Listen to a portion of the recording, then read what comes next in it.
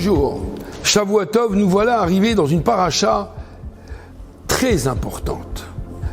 Au-delà du fait que, évidemment, chaque paracha est importante, mais là nous sommes bien sûr dans le désert. Le Sefer Bamidbar, Parashat Be'alotra, les Juifs se trouvent dans le désert pendant 40 ans avant de rentrer en terre sainte, Eretz HaKodesh. Et à un moment, bien sûr que c'est Moshe Rabbeinu, avec l'intervention divine, à quel moment il devait avancer, s'arrêter. Et à un moment, dans cette paracha, il est intéressant de voir un verset qui est vraiment d'actualité. Franchement, on ne peut pas plus trouver plus que cela. On voit que Moshe Rabbeinu nous dit à un moment, Kuma Hashem, lève-toi Dieu. Veya futso evecha, que tes ennemis se dissipent. Veya nusu mesanecha, et que tes ennemis fuient de toi. C'est intéressant de voir ici que Moshe Rabbeinu, il demande à Dieu de protéger les Juifs. De protéger les Juifs. Mais de quelle manière il lui demande? Il dit tes ennemis à toi, Dieu. Il dit pas nos ennemis à nous. Oiveinu. Il aurait dû dire nos ennemis à nous. Nous sommes dans le désert. On pourrait être attaqués. Nous avons nos ennemis. Non. La Torah nous mentionne ici quelque chose d'intéressant. Elle ne parle pas de nos ennemis à nous. Elle parle des ennemis de qui? De HaKadosh Baruch Hu, de Dieu. Parce que le Midrash nous dit que tout celui qui haït les Juifs, en réalité, il haït Dieu, le Créateur. Celui qui a créé ce monde. Ce monde a été créé par le Créateur, le même Créateur de toutes les nations du monde entier. Donc tout celui qui haït les Juifs, en réalité, il haït le Créateur. Vous allez me poser la question, mais quel rapport? Quel rapport entre le fait de haïr un Juif, c'est égal à haïr Dieu? On peut haïr un Juif sans pour autant haïr le Créateur. Je vais prier, je vais aimer Dieu, mais je déteste le Juif. La Torah dit non. La Torah dit non. Pourquoi? Parce que quand les nations du monde essayent de toucher le peuple juif, pourquoi ils essayent de le toucher? Ils essaient de le toucher parce qu'en sachant très bien que le peuple juif, c'est le peuple aîné du monde. C'est le peuple choisi. C'est pas moi qui l'ai inventé. C'est dans la prière, c'est dans la Torah, partout c'est noté. Le peuple juif, c'est le peuple aîné. Dieu a donné une mission au peuple juif particulière.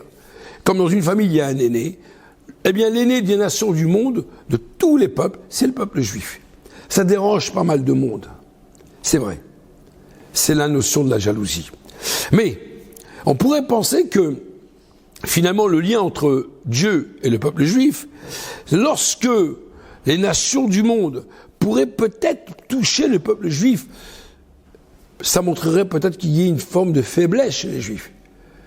Comment ils peuvent toucher le peuple juif? Comment se fait-il que les nations du monde attaquent le peuple juif? Je pourrais peut-être penser, peut-être qu'il y a une forme de faiblesse spirituellement.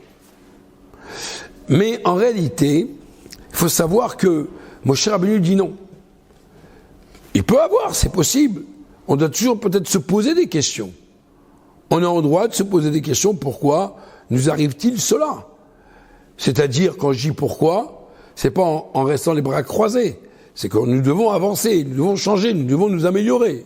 Ça, c'est pas une question. Mais Moshe Rabbeinu veut dire ici, sache une chose à Kadosh Baruch Hu, lève-toi Dieu. Le lien que tu as, toi, avec ton peuple, il est de manière irrationnelle. C'est un amour inconditionnel. C'est pas lié avec la tchouva ou pas la tchouva. C'est pas lié avec la repentance. C'est ton peuple. Et ça, Moshe Rabbeinu, il dit clair à Dieu, lève-toi, fais-moi disparaître, dissiper, fais-moi fuir tes ennemis.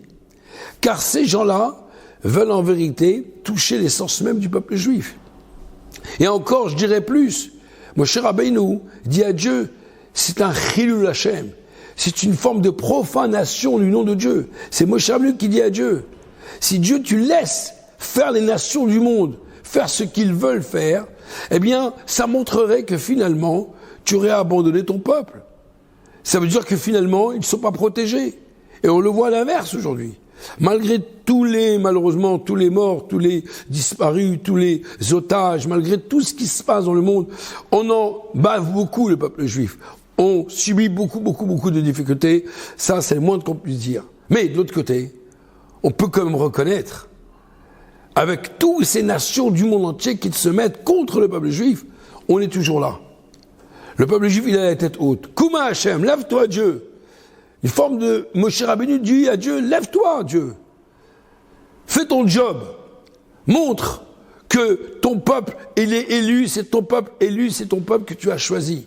Et que tu as le devoir de le protéger. Si tu ne le protèges pas, c'est une forme de profanation du nom de Dieu. Ça montrerait qu'en vérité, c'est une honte plus pour toi que pour nous. Akadosh Baruch Hu, si je peux dire ainsi. C'est la raison pour laquelle il faut savoir qu'il ne faut pas rentrer dans des calculs de dire on a fait, on n'a pas fait de tchouva, on a fait assez de tchouva, etc., etc. Une chose qu'il faut savoir, c'est qu'évidemment, le peuple juif, dans des moments difficiles comme cela, nous devons être encore plus réunis ensemble, plus unis de manière réelle.